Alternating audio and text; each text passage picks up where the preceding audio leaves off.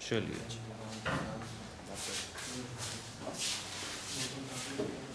तो last time हम कहाँ तक पहुँचे थे? we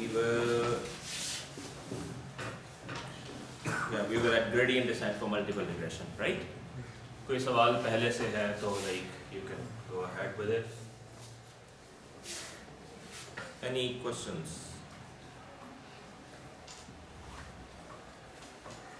कोई नहीं? Great.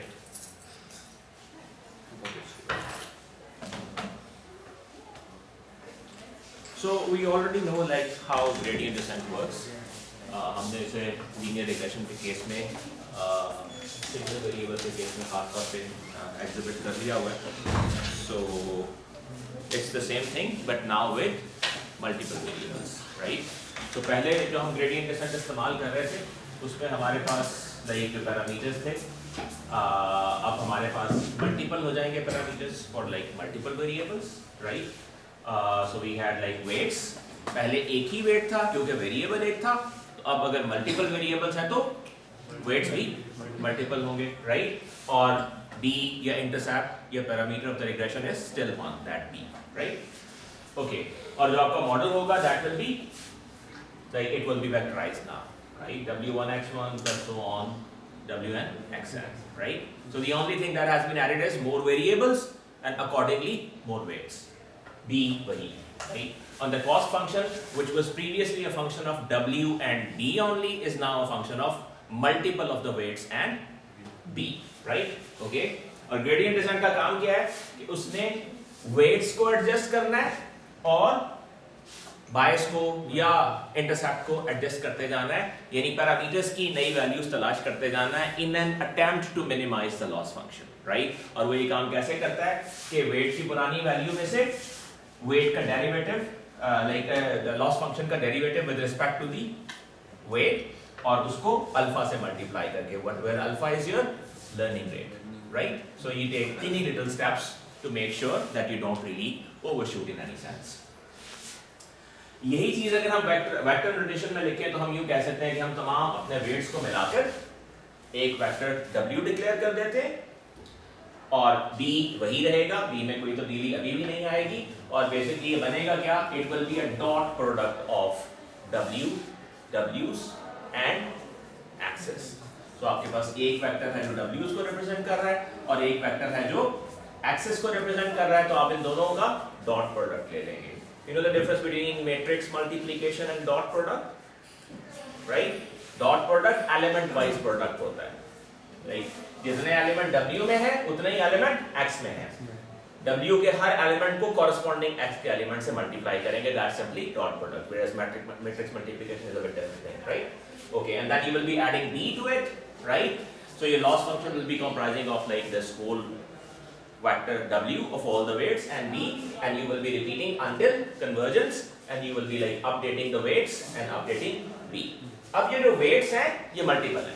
पहले एक था, अब मल्टीपल क्यों है?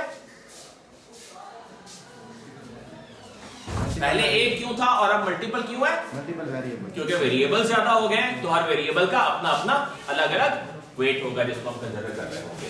सो in the previous case we saw कि जब हम एक फीचर के साथ डील कर रहे थे तो जो हमारी डेरिवेटिव टर्म थी वो इससे डोनेट होती थी, right? So we had the prediction which was basically defined on w and b.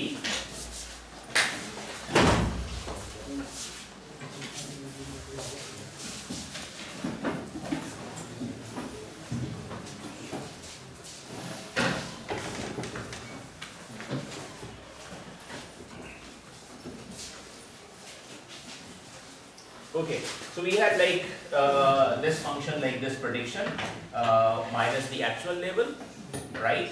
और फिर उसके साथ आप x उस फीचर को मल्टीप्लाई करते थे डेरिवेटिव की वजह से. It was summing over all the values, all possible like training examples, and it was like getting divided by the number of training examples, getting multiplied by the term alpha, right? So this was the derivative in that case, right? और इसी को आप update कर रहे थे w को और b को. इस केस में क्या होगा? b वही रहेगा, b में कोई तब्दीली नहीं आएगी, लेकिन w's मल्टीपल है.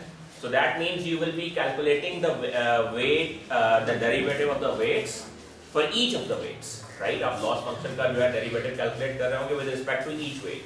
So for example, it will be for W1, right? Where you will be calculating the derivative of this term with respect to W1, right?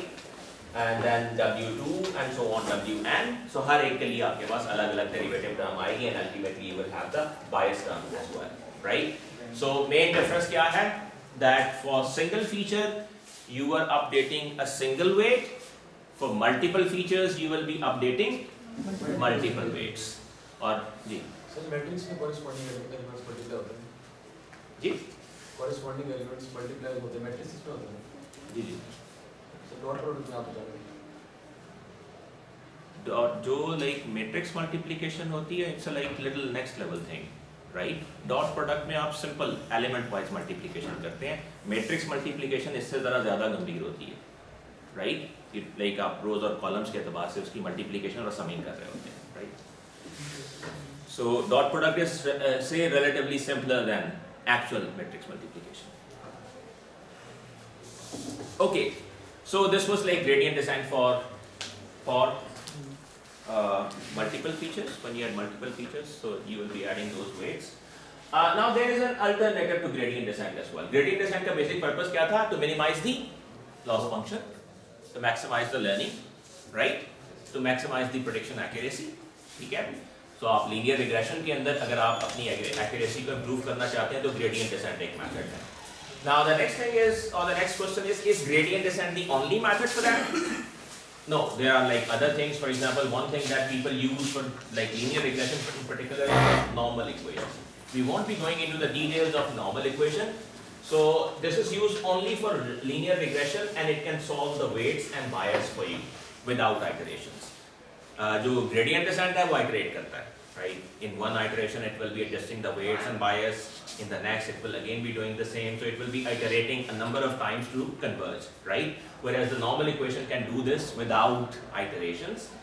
The disadvantage of like normal equations is that it doesn't generalize to other learning algorithms. Gradient descent हम linear regression के लिए इस्तेमाल कर सकते हैं, logistic regression के लिए इस्तेमाल कर सकते हैं, neural networks के लिए इस्तेमाल कर सकते हैं. So gradient descent बहुत सारी जगहों पे जनरलाइज हो जाते हैं और इस्तेमाल हो जाते हैं लेकिन नॉर्मल इक्वेशन सिर्फ इसी केस में इस्तेमाल हो सकती है ज़्यादा नहीं and they are very slow when the number of features are very large अगर आप के फीचर्स जो है वो टेंस ऑफ थाउजेंड्स में चले जाएं तो it is like normally not very efficient so like normal equations क्या होती हैं और कैसे काम करती हैं we won't be going into the details but the only thing that should be in your mind it is possible कि आप मशीन लर्निंग की कोई लाइब्रेरी इस्तेमाल करें और उसके अंदर से आप लीनियर रिग्रेशन को इस्तेमाल कर रहे हो तो बैक एंड पे वो W's और B's या यूं कह लें कि पैरामीटर्स ऑफ रिग्रेशन को कैलकुलेट करने के लिए मुमकिन है कि ग्रेडियंट डिसेंट की बजाय नॉर्मल इक्वेशन का इस्तेमाल कर रही हो. We won't be like getting affected by that, but it's just that we should be aware of that there is another method known as normal equation which can be used by some machine learning libraries at the back end. Although gradient descent is quite popular and useful algorithm which is being used like very frequently. Okay. The next thing, which again somehow relates to the learning efficiency, is feature scaling. Have you heard this term feature scaling before? Feature scaling. No? Okay. So just for instance, first करें कि हम house price को predict कर रहे हैं और house price is being predicted as dependent on two, for example, features. So हम size को ले रहे हैं W1 X1 plus number of bedrooms को ले रहे हैं W2 X2, right? So ज़ाहिर दोनों का अपना अपना weight होगा and then there will be a bias curve, right? So अब ज़ाहिर है size जो होगा घर का वो square feet में है तो उसकी range different होगी. Number of bedrooms ज़ाहिर है आमतौर पे ज़रा महदूद values होंगी उसकी. So first करें कि हमारे पास जो data है उसके अंदर जो size है घर का उसकी range 300 से लेकर 2000 square feet तक है. Right? So houses can be like small and big as well. So like hundreds of feet में तो ज़्यादा area होगा ही कम से कम छोटे से घर का भी.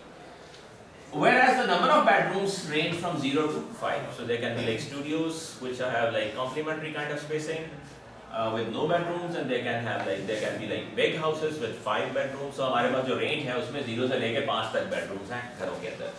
Okay.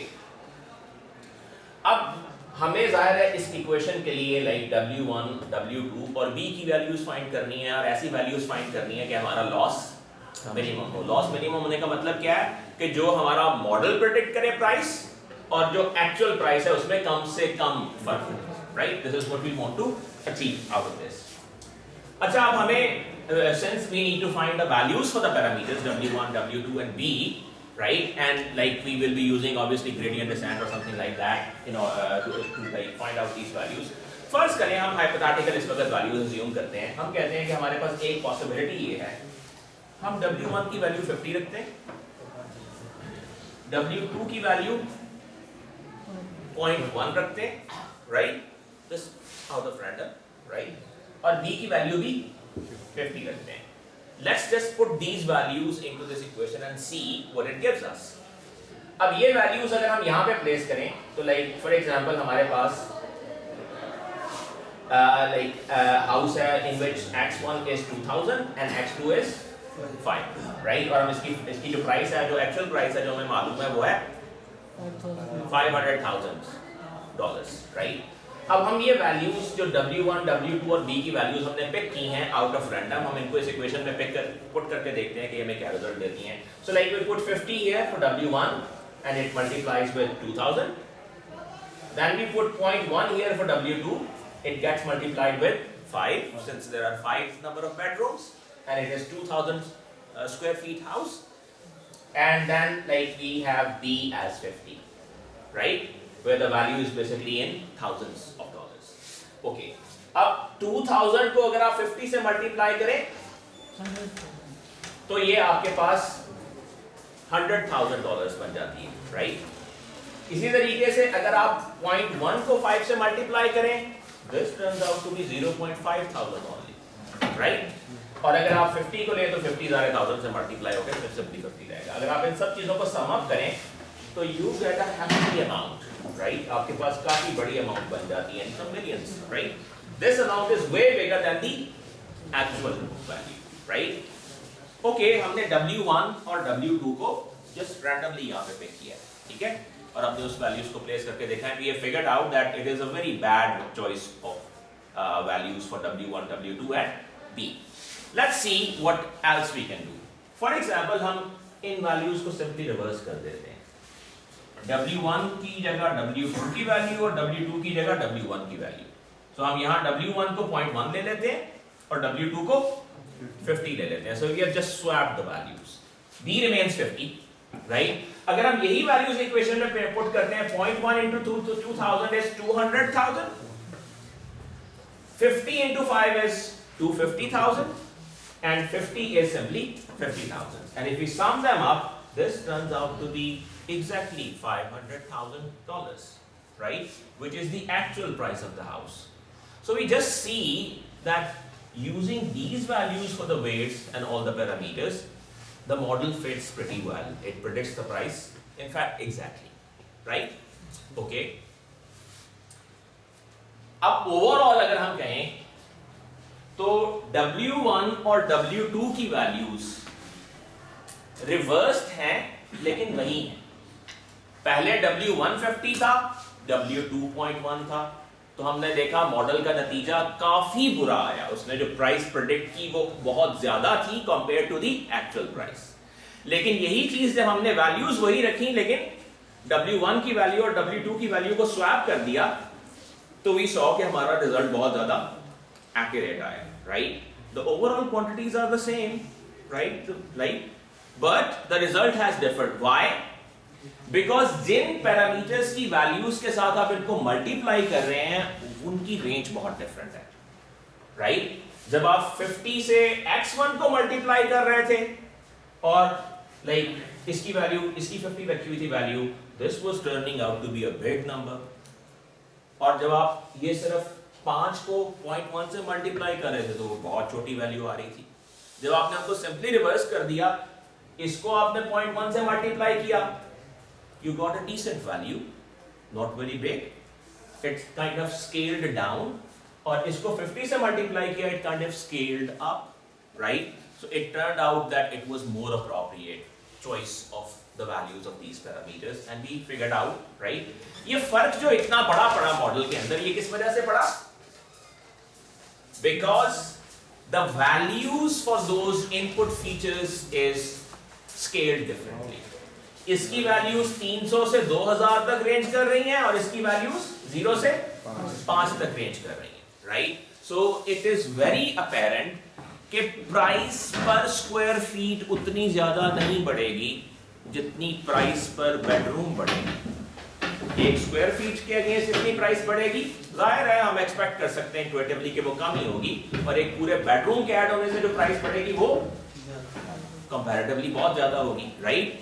सो उसका इंपैक्ट भी हमें यहाँ पे मल्टीप्लिकेटिव फैक्टर्स के अंदर नजर आया। ओके, सो अब ये जो फीचर्स की रेंजेस डिफरेंट हैं, फीचर्स की वैल्यूज की रेंजेस डिफरेंस हैं, ठीक है, इससे हमारी लर्निंग पे क्या फर्क पड़ता है? देखिए, लर्निंग पे बजाहिर तो फर्क नहीं पड़ना चाहिए। अगर एक फीचर की वैल्यू बहुत बड़ी है तो उसका मल्टीप्लिकेटिव फैक्टर जाहिर है छोटा चूज किया जाएगा, और अगर एक फीचर की वैल्यू बहुत छोटी है तो उसका मल्टीप्लिकेटिव फैक्टर बड़ा चूज किया जा सकता है। So they will like regularize in some way, right? So outcome के एतबार से इस चीज से को बहुत ज्यादा फर्क नहीं पड़ता, लेकिन the way we learn is impacted by this. For example, अभी हमने देखा कि हमारे पास एक पैरामीटर है size in square feet. Size in square feet की वैल्यूज 300 से लेके फर्स्ट करें 2000 तक है, ठीक है, और y एक्सिस पे हमने नंबर ऑफ बेडरूम्स लिए हुए हैं। बेडरूम्स की रेंज क्या है? 0 से लेके 5 तक। अगर आप इनको स्कैटर प्लॉट पे प्लॉट करें तो ये सारी वैल्यूज एक्स एक्सिस से पास होंगी, right? So they have a bigger, way bigger range here and a very small range here, right? अच्छा, इसके अगेंस्ट अगर आप अपना लॉस फंक्शन मिसाल के तौर पे पोर्ट्रे करें, ठीक है, you see like w1 is here and w2 is here, right? And if you like for example plot, अगर आप अपना कंटूर प्लॉट जो है वो यहाँ पे लेके आते हैं तो बेसिकली होगा क्या कि w2 का मल्टीप्लिकेटिव फैक्टर काफी बड़ा होगा और w1 का मल्टीप्लिकेटिव फैक्टर काफी छोटा होगा, ठीक है? तो w1 के पैरामीटर्स का जो जो लाइक साइज एंड फीट का जो मल्टीप्लिकेटिव फैक्टर है वो छोटा है। सो ये फर्स्ट करें 0 से 1 के दरमियान आपने को वैल्यू चूज की, जैसे हमने 0.1 वहां पे चूज किया, ठीक है? जबकि इसका फैक्टर काफी बड़ा, जैसे हमने वहां पे 50 चूज किया हुआ था, तो like it could range from like 10 to 100 for example, just hypothetically saying, which turns out to be a same range for the values. होगा क्या कि जब ये वैल्यू यहाँ पे क्वेंच हो जाएगी, लाइक एक्स एक्सिस के अलोंग ये रेंज है और वाई एक्सिस के अलोंग ये रेंज है, इसका मतलब ये है कि आपका लॉस फंक्शन इसी रेंज के अंदर रहेगा। So you kind of more a kind of oval shape loss function, right? With like bigger length and smaller width, ठीक है? अब यहाँ इस loss function का या इस oval shape का problem क्या है? With this oval kind of shape, अगर आप यहाँ पे learning perform करते हैं, pointer है? No, I have. Okay. अब इसका प्रॉब्लम क्या है? फॉर एग्जाम्पल जब आप यहां लर्न करने की कोशिश करेंगे, it will kind of always, यानी देखें अब इसकी रेंज क्या है। फॉर एग्जाम्पल यहां से फंक्शन माइनर चेंज के साथ यहां जा सकता है, माइनर चेंज के साथ यहां जा सकता है, यहां जा सकता है, यहां जा सकता है, right? It is improving but the improvement will be quite slow because of this purely Oval shape, right? Whereas if we are more roundish, we have relatively straighter path, right? So features के differently scaled होने की वजह से prediction accuracy को नहीं हम target कर रहे कि prediction accuracy मुतासर होती है, वो हमने देख लिया because we can like choose different weights for like बड़े फीचर के लिए हम छोटा वेट चूज कर लेंगे, छोटे फीचर के लिए बड़ा जो फीचर वेट है वो चूज कर लेंगे। फर्क किस चीज पे पड़ता है? प्रेडिक्शन एक्यूरेसी पे डायरेक्टली नहीं, बल्कि लर्निंग कैपेसिटी या लर्निंग एफिशिएंसी के ऊपर फर्क पड़ता है। So if your features are very differently scaled, एक फीचर बहुत बड़ा है, एक फीचर बहुत छोटा है, and so on so forth, the speed of learning will be impacted by that. The gradient descent will always be expected to be slow while learning that how to like find the optimal value for the loss function. So हम features को इस तरीके से scale करना चाहेंगे,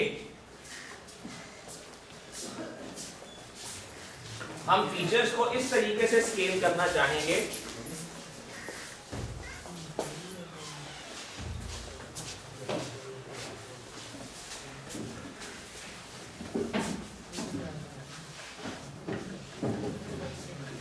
इधर आ जाएं, ये दो कुर्सियां इधर हैं, इधर आ जाएं, उधर रखें, ये कुर्सी, ये दोनों कुर्सियां सामने रखें।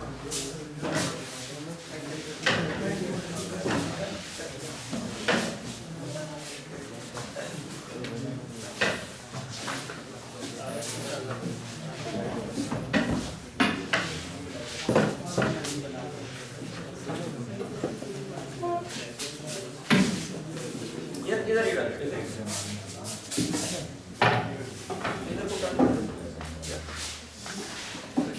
ओके। अच्छा, अब हम चाहते क्या है कि हमारा जो लाइक लॉस फंक्शन है, अगर उसका हम कंटूर प्लॉट बनाएं तो एक रेगुलर शेप फंक्शन हो, राइट। फॉर एग्जांपल यहाँ जैसे हम कह रहे थे कि हमारे एक्स एक्सिस की रेंज बहुत बड़ी है, वाई एक्सिस की बहुत छोटी है, right. What it does is कि हमारे पास जो वाई एक्सिस का पैरामीटर है उसका मल्टीप्लिकेटिव फैक्टर बड़ा होगा, एक्स एक्सिस वाले का छोटा होगा, तो like the shape will turn out to be more of ovalish, right. अगर हम ऐसा कर पाए, फर्ज करें हमारे पास दो ऐसे फीचर्स हैं जिनकी रेंज तकरीबन बराबर बराबर है, ठीक है। फर्ज करें ये फीचर भी 0 से 1 तक रेंज कर रहा है और ये फीचर भी 0 से 1 तक रेंज कर रहा है। इस केस में दोनों के मल्टीप्लिकेटिव फैक्टर में बहुत बड़ा डिफरेंस हम एक्सपेक्ट नहीं करेंगे, so the values will be more kind of spread out. और इस केस में जो आपका लॉस फंक्शन बनेगा that will be more roundish, right. So in an ovalish kind of like shape, the learning will always be, अब देखिए like if I'm going in this direction, right, I'm improving, right, because slightly going up that means you are moving towards the center, but like you have more wiggly path available along which you can move, right. But if you are moving along the center you have more straight path available in the contour, right.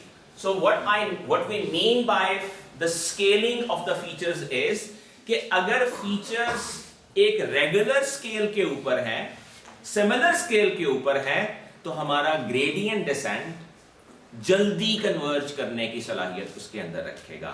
और अगर वो differently scaled है तो फिर हमारा gradient descent, we don't say that it can not converge but it will be slow. Since gradient descent जो है वो आइटरेट करता है, तो हम चाहेंगे कि ना सिर्फ ये कि हम अपने लॉस को मिनिमाइज करें, हम इसके साथ ये भी चाहेंगे कि हमारी लर्निंग भी फास्ट हो। So it should like optimize the loss, it should minimize the loss as much as possible, and it should also be able to do this quite fast instead of doing it very slowly, right? So feature scaling के बारे में जब हम बात करें तो हमारा primary concern है gradient descent की speed of convergence. We want it to converge fast, and with these kind of like irregularities in the scaling of features, we don't expect it to converge fastly, right? So somehow हम अब चाहते ये हैं कि हम अपने features को rescale कर सकें, right? So let's see how can we rescale our features. So for example हमारे पास जो like size and square feet है उसकी रेंज है 300 से लेके 2000 तक, ठीक है। एक सादा सा तरीका ये है फीचर्स को स्केल करने का, आप वैल्यू लें, जो भी वैल्यू है उसको मैक्सिमम से डिवाइड कर दें। So for example you pick 300, you divide it by 2000, इसके दरमियान कोई वैल्यू है, you divided 2000, 2000 है, you divide it with 2000। अब 300 को अगर आप डिवाइड करें, right, it turns out to be 0.15, 300 को 2000 से अगर डिवाइड करें तो 0.15 आएगा, right, और अगर 2000 को करेंगे तो 1 आएगा। इसका मतलब ये है कि अगर आप उसकी वैल्यू को मैक्सिमम वैल्यू से डिवाइड कर देंगे तो आपके फीचर्स 0 से लेके उसकी वैल्यू 0 से लेके 1 के दरमियान आ जाएगी, ठीक है। सिमिलरली ये फीचर जो है इसकी वैल्यू क्या है, 0 से लेके 5 तक, राइट। अगर आप इसको भी मैक्सिमम से डिवाइड करेंगे तो इसकी वैल्यू भी 0 से लेके 1 के दरमियान, 0 को 5 से करेंगे तो 0 ही आ जाएगा, 5 को 5 से करेंगे तो 1 आ जाएगा। So the values will range from 0 to 1। अब हुआ क्या है, दोनों फीचर्स की रेंज सिमिलर हो गई, right? That means the multiplicative factors will not be hugely different, right? And what that means is that our gradient descent will now have the potential to converge faster than it was converging before, because the loss function will be more regular or circular shape now in this case, right? ये बात समझ आ गई? Okay, this is one way of scaling the features. There are other ways to scale the feature as well. For example, there is one method called mean normalization. Mean normalization में आप क्या करते हैं? आप जो feature है उसका mean ले लेते हैं, ठीक है? फीचर में से मीन को माइनस कर देते हैं, ठीक है, और फिर उसको डिवाइड कर देते हैं रेंज से, लाइक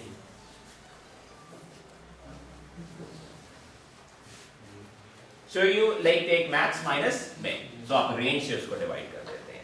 इस केस में क्या होगा, like it will be like for example it will range from, in this case it will, for example हम फर्स्ट करते हैं कि इस केस में अगर हम इसकी एवरेज लें, फर्स्ट करें कि जो x1 है उसकी एवरेज है 600, it's assumed, right? So range is 300 to 2000 and first the mean is 600. So in this case you will be subtracting the mean from the value, right? And you will be dividing it by the range of the, right? So that is 2000 minus 300. 1700 is the range, right? So the range that you get for the feature values is minus 0.18 to 0.82, right? Okay. And if you do it for like this number of bedrooms, first करेंगे इस number of bedrooms के case में जो आपका mean है that is 2.3, just for instance, right?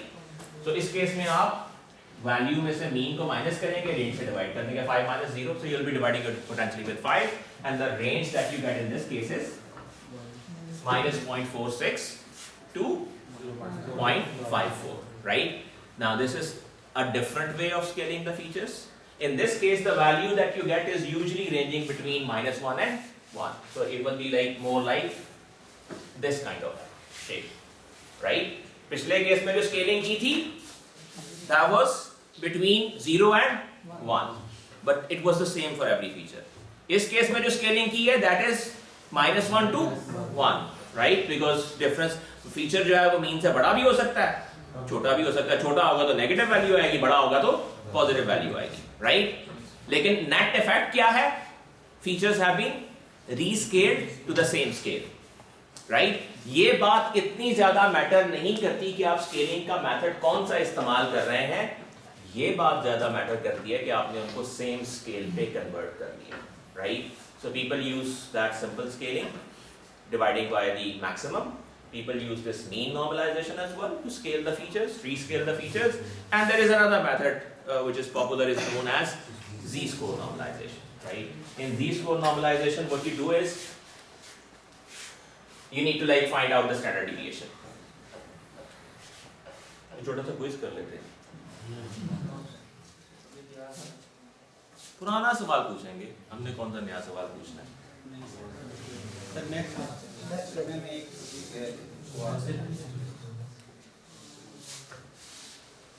Okay, like चले ungraded quiz कर लेते हैं.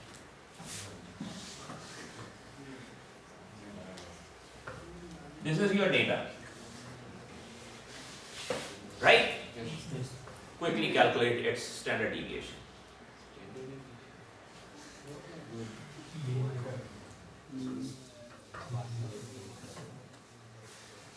No? No? You don't know how to calculate standard deviation? Yes, sir.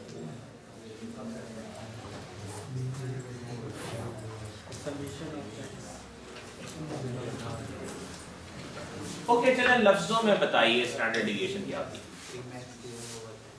लफ्जों में बताइए. डेटा की स्प्रेड को बताता है हमारा वेरिएंस, लेकिन वेरिएंस जो है वो उसके रेंज का भी बढ़ जाती है, उसको range. Now if you will explain standard deviation with variance, sorry, I'll not accept that. यानी दोनों एक ही बात है. So like just don't talk about variance. Just talk about सादा लफ्जों में बताएं. खुशबू ना लगाएं. आपकी डेटा कितना मीन से दूर है? आपका डेटा मीन से कितना दूर? Okay, like this is one way of saying it decently, that how far is your data from mean on average, right? And then like we cannot say that standard deviation is the perfect measure of variation. Like variation की और भी measures हो सकती हैं. Okay, so standard deviation basically आप कैसे निकालते हैं?